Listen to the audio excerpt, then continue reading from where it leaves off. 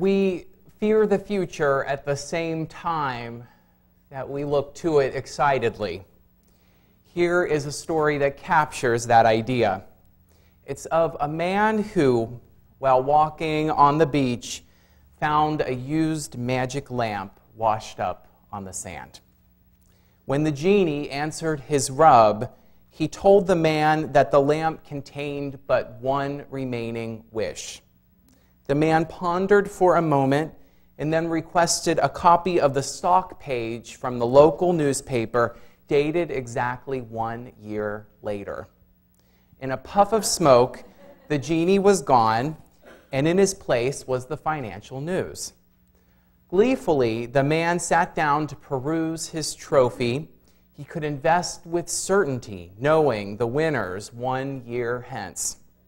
As the paper fell to his lap, it turned over to the obituary column on the reverse of the page, and the name at the top of the listing caught his attention.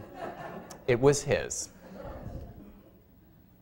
I think that's good enough reason for not reading any newspapers dated past today's date. Of course, in reality, we don't have access to that kind of prediction of the future, but we do have lots of speculations and approximations and guesswork about what the future may hold, and we probably should. After all, as inventor Charles Kettering once put it, we should all be concerned about the future because we will have to spend the rest of our lives there. I decided to preach this sermon after seeing a movie that I did not like. It is called Tomorrowland, starring Hugh Laurie and George Clooney.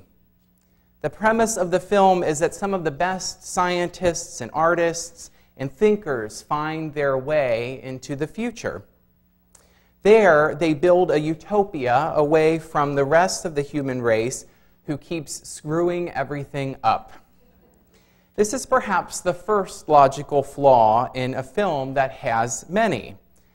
I wondered if all of the best minds were taken from the current world and transported to the future, who would be left in the present day to make the future better?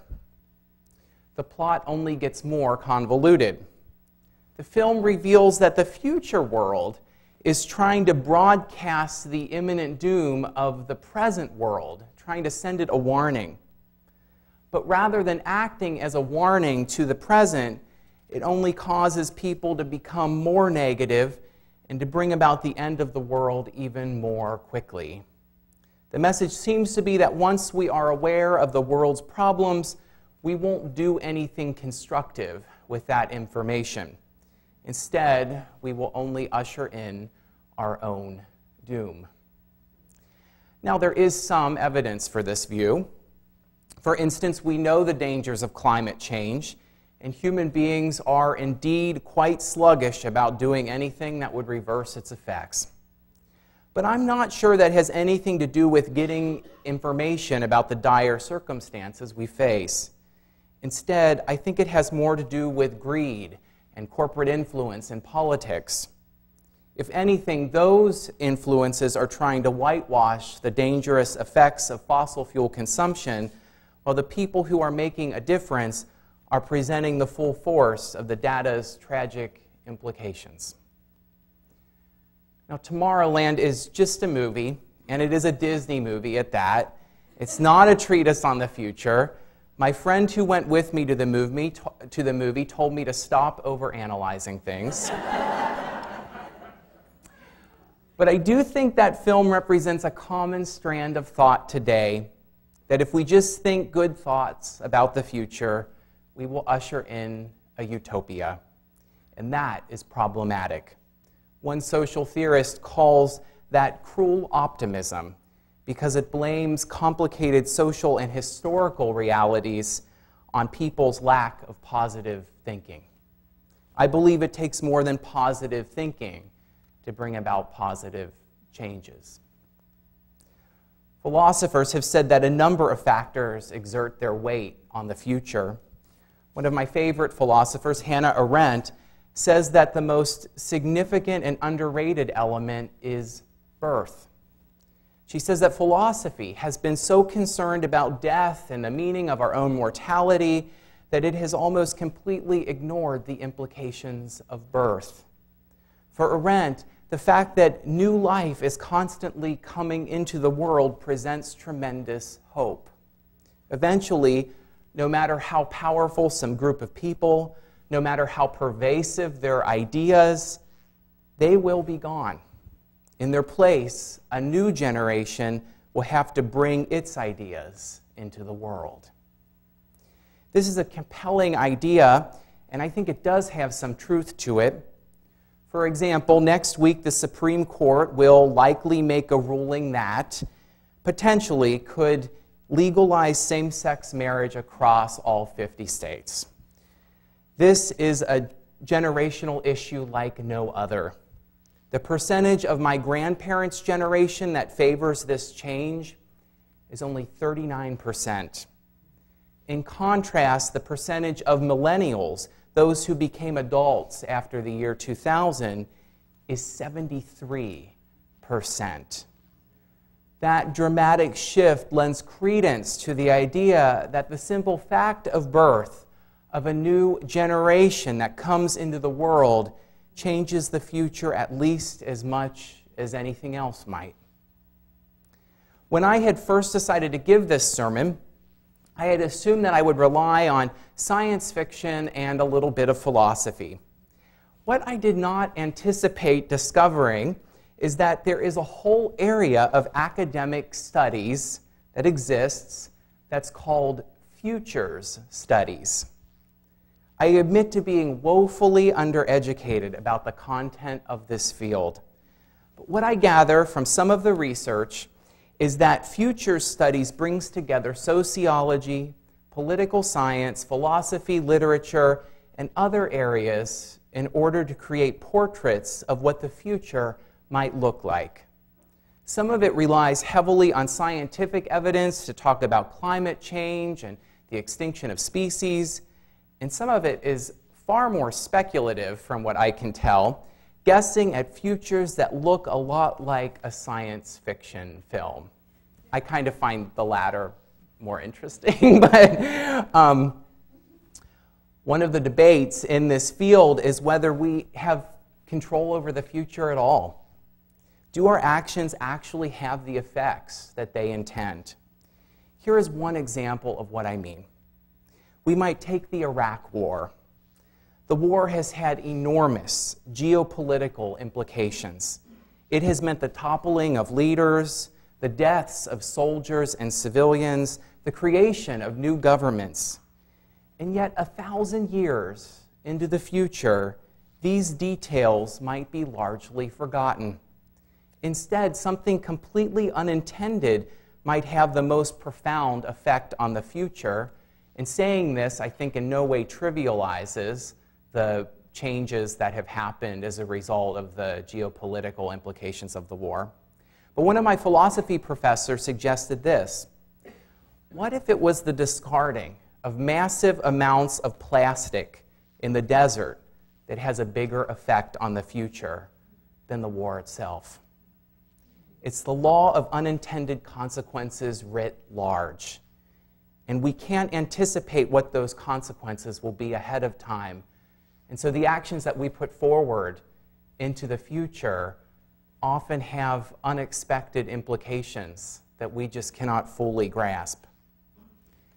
In the New Testament, Jesus makes a comment about the future. It would seem that some people had taken him to be some kind of fortune teller, which is probably understandable considering that in the New Testament he walks on water and changes water into wine. So they were asking him about the future and what it would look like. His reply, his rebuttal, is a sigh. He says, "Why does this generation ask for a sign? Truly I tell you, no sign will be given to it." I think that this is a warning against being too sure of what the future might hold, against offering these sure-sighted predictions. Some may take this as a bad thing, but I think that there's a lot of hope here too. In fact, it just might be a wonderful thing that the future is open and that it is not written down in a book like the New Testament. That way, it is more of a bundle of potentials, a collection of possibilities, than a script that just needs us to read along. Despite this fact that the future is largely beyond our control, there are some things that we know have a real impact on our relationships and our world going forward. I'm thinking of a study that talked about the contagion of kindness and its effects on people. What researchers did in this study is that they took one person at a time into a small room. They asked that person to hold out her arm like this. For about 2 minutes, the person was berated and belittled. She was told a bunch of terrible things about herself. The researcher then tried to push that person's arm towards the floor and found almost no resistance. That person was then sent into another room with another researcher. That same experiment was repeated, only this time the person was told many kind things about herself. When the researcher tried to push that person's arm to the floor that time, in almost all cases, he couldn't. The person was easily able to resist.